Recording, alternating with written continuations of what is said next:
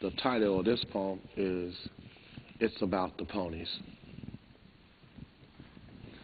I'm at the racetrack with Zoot, and we're both drinking coffee now because the bourbon has us down. My name is Copeland Lilley, and we're inside Copper Canyon Press. And I know you're from Port Townsend, maybe. You know the press is here, but you don't know how big a deal it is. But I'm an outsider from North Carolina, and I'm a poet, and I can tell you that Copper Canyon Press gets lots of respect.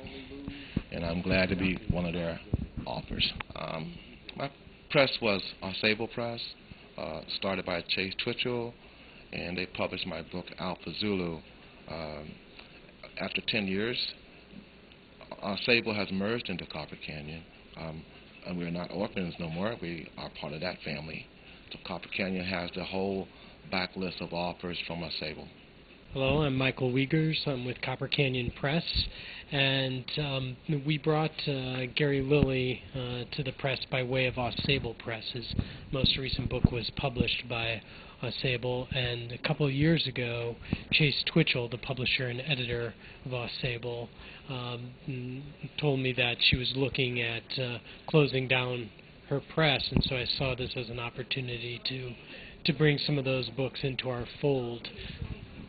Gary's was one of the books which I became very excited about upon the acquisition of Sable. I'll admit that I didn't know his work before this book, and when I read it, I was stunned by it. The stories and the narratives that he brings to bear are unlike anything being written in American poetry. So it's been a thrill having him be a part of the press, and we're looking forward to working with him for years to come. When I read his poems, I have a soundtrack of maybe Billie Holiday or Dinah Washington singing "You Don't Know What Love Is" until you know the meaning of the blues.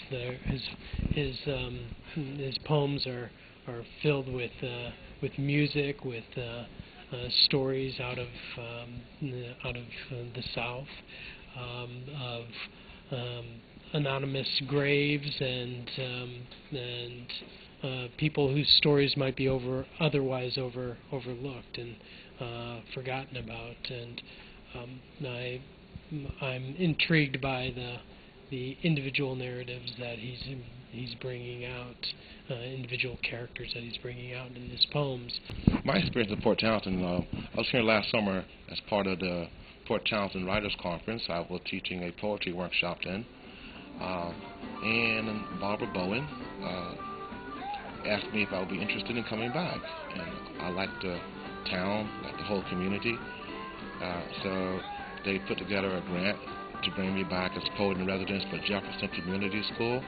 And I've been in all the schools doing workshops, doing readings, doing presentations, and I will conclude all of that with a reading right here at Centrum this Saturday.